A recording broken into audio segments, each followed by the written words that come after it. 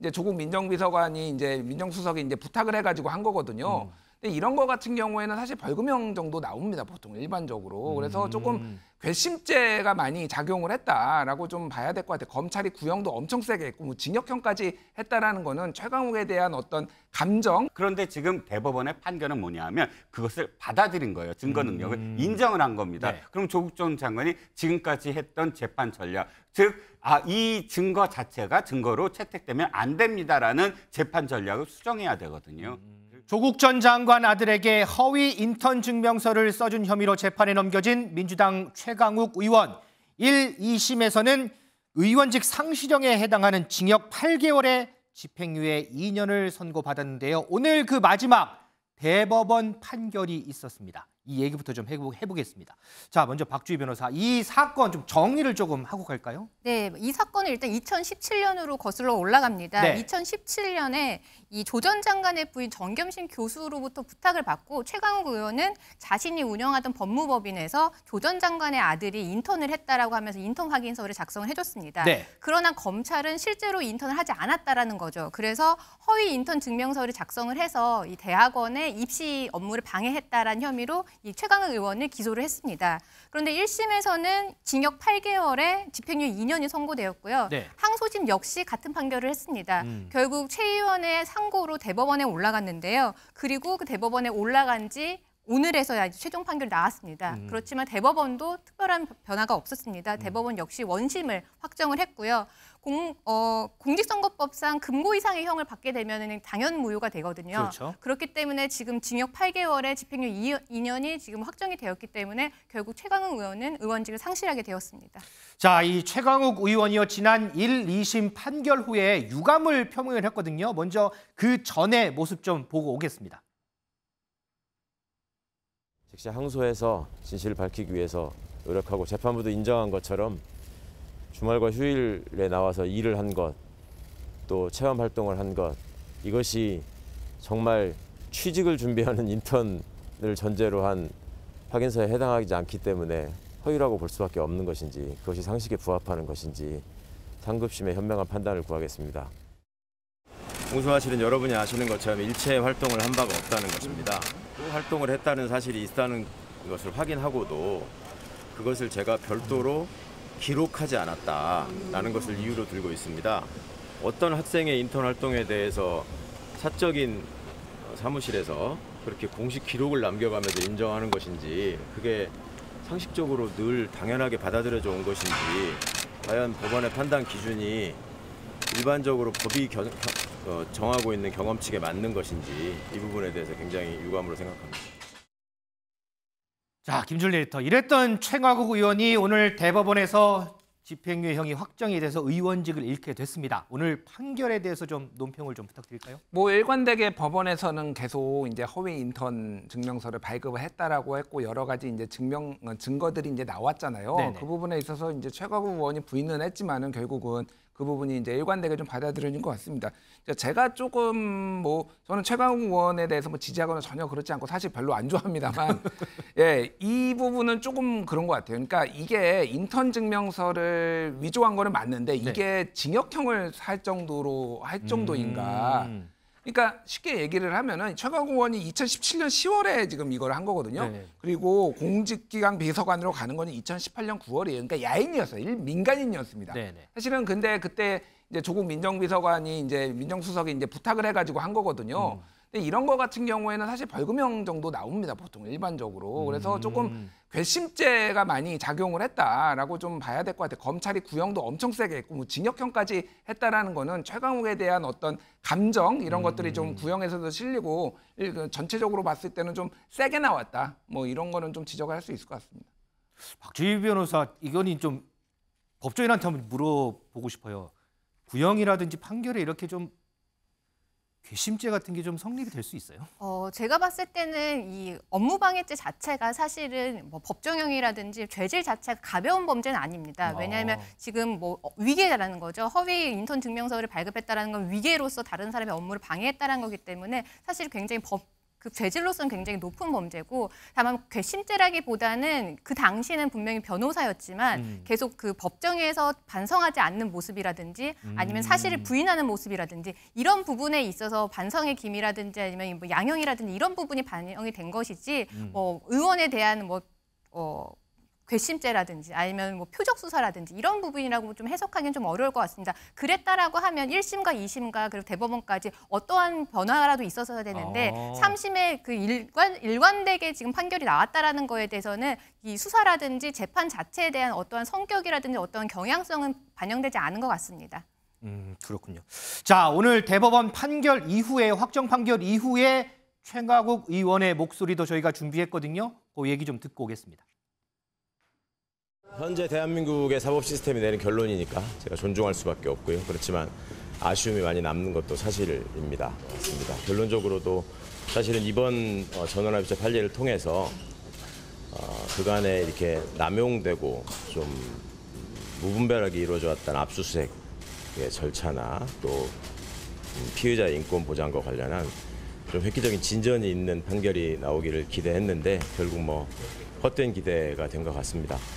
21대 국회에서의 제 여정은 이제 이걸로 마무리해야 할 것 같습니다. 많은 분들한테 걱정을 끼쳤고 또 걱정을 끼친 만큼 또 염려하고 성원해 주신 분들도 많았습니다. 이렇게 아쉬운 결과로 말씀을 드리게 돼서 굉장히 송구한 마음이고요.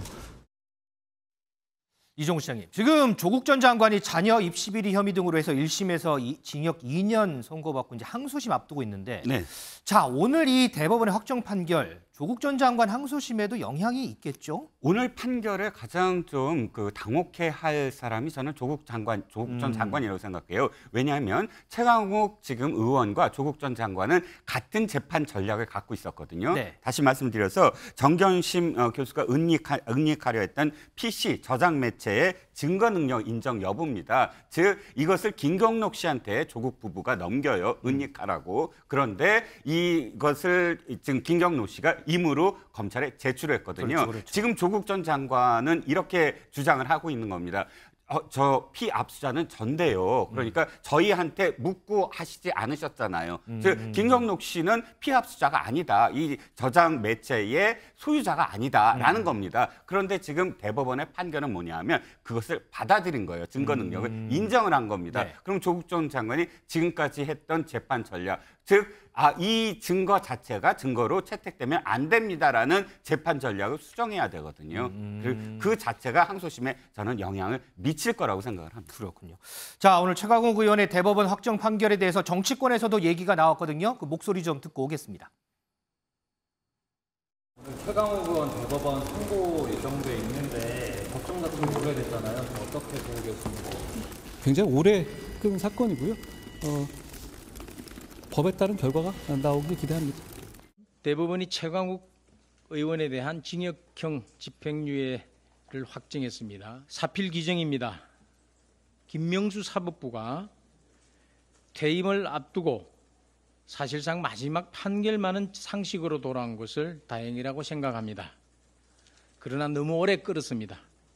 지연된 정의는 정의가 아닙니다. 민주주의 최후 보루인 사법부의 기본을 훼손시킨 가오에 대해서는 결코 책임을 면하기 어려울 것입니다. 이진숙 기자, 앞서 한동훈 장관이 오래 끈 사건이라고 언급을 또 했지만 지금 이게 대법원에 접수된 게 작년 6월이에요. 상당히 오래 걸렸어요, 이게. 맞습니다. 최강욱 의원이 이 사건 상고했을 때 원래는 대법원 소부에 사건이 배당이 됐습니다. 네. 소부는 대법관 4명이 판단을 내리는 금방 나오는 판결인데요. 하지만 9개월 만에 이 사건 갑자기 전원 합의체로 넘어갔습니다. 네. 전원 합의체는 13명의 대법관이 이 최종 판결을 내려 이 절차에 통상 더 오랜 시간이 걸리는데요. 이 때문에 당초 내년 4월 총선까지는 이 사건의 결론 나오지 않을 것 같다, 이런 전망이 좀 더 우세했습니다. 자, 그런데 지금 박주희 변호사, 이게 오늘 선거에 이제 쏠린 관심이 하나 더 있는 게 김명수 대법원장이 지금 이번 주에 퇴임을 하는데 퇴임 나흘 앞두고서 오늘 판결을 했단 말이에요. 이게 대법원장이 퇴임하는 그 주에 이렇게 판결에 참여하는 게 덜어 있나요? 어떤가요, 이게? 말씀하신 것처럼 이 판결이 지금 주목을 받는 이유가 최강욱 의원의 당선 무효가 걸려있기도 또 있어서 그럴 수도 있지만 이 부분도 말씀하신 그 부분 때문인데도 있는데요. 사실 그 전원합의체 같은 경우는 매월 셋째 주 목요일에 열립니다. 그런데 이번 같은 경우 이례적으로 월요일로 옮겼습니다. 근데 사실은 대법원이 재판 일정을 바꾸는 게 그렇게 이례적인 건 아닙니다. 예전에도 지난해 9월 4일에 퇴임한 김재영 대법관 같은 경우는 퇴임 전주인 8월 30일, 그러니까 화요일에도 참석을 하기도 했는데요. 네. 다만 퇴임을 앞둔 대법원장이 전원합의체에 참석을 하는 거는 18년 만입니다. 그러니까 그 부분에 대해서는 굉장히 이례적이라고 할 수가 있겠죠. 그러니까 요일을 변경하는 거에 대해서는 사정에 따라 가능하지만 퇴임을 앞둔 대법원장이 전원합의체를 주재하는 거는 매우 이례적이라고 볼 수가 있습니다. 그래서 김준리 대표 이것 때문에 이게 지금 최강욱 의원한테 좀 유리한 쪽으로 판결을 내기 위해서 그런 거 아니냐라고 법원 안팎에서 얘기가 나왔거든요. 물론 이제 결론을 보니까 이제 그런 건 아니었는데 어쨌든 의심을 좀 사긴 했어요, 이 부분에 대해서. 그러니까 대법원장이 임기 마지막 한 주 남기고 이런 이제 전원 합의체 들어간 사례가 없습니다. 일단은 이런 거를 이제 잘 열지 않고요. 그리고 아까 변호사님도 말씀하셨지만은 이거 자체가 판례 변경이 있거나 다시 재검토해야 되는 상황이 있다 이제 그럴 경우가 많아요. 그래서 예전에 한명숙 의원, 그러니까 한명숙 국무총리 같은 경우에도 이렇게 뒤집어지고 이런 사례들이 있었습니다.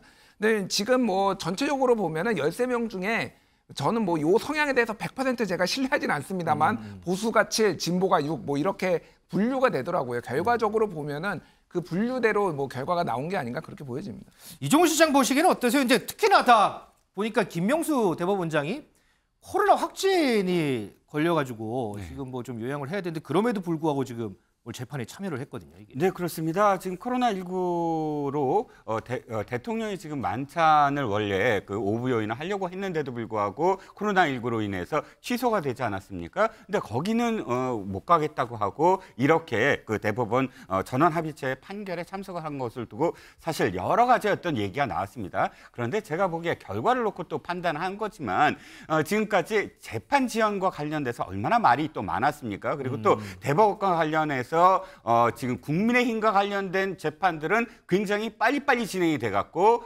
유죄 확정이 굉장히 많았어요. 네. 김성교 의원이라든지 이런 김태우 지금 좀 전에 강서구청장이라든지 9개월 만에 3개월 만에 빨리빨리 진행이 되는데 이번 최강욱 재판만 하더라도 대법원에서 1년이 넘게 좀 끌었거든요. 그런데 마지막으로 자신이 코로나19에 걸렸음에도 불구하고 자신한테 지금 계속 비판적으로 된 자신이 지금 대법원장 임명 이후에 많은 재판들이 지연이 돼서 많은 비판들이 있었던 것을 이번에 유종의 미로 하나의 어떤 상징으로서 보여준 게 아닌가라는 생각도 듭니다. 자, 아무튼 이 대법원의 하청 판결로 최강욱 의원은 의원직을 상실하게 됐고요. 이번 판결이 앞으로 있을 조국 전 장관 항소심에 어떤 영향을 미칠지도 저희가 조금 더 보도록 하겠습니다.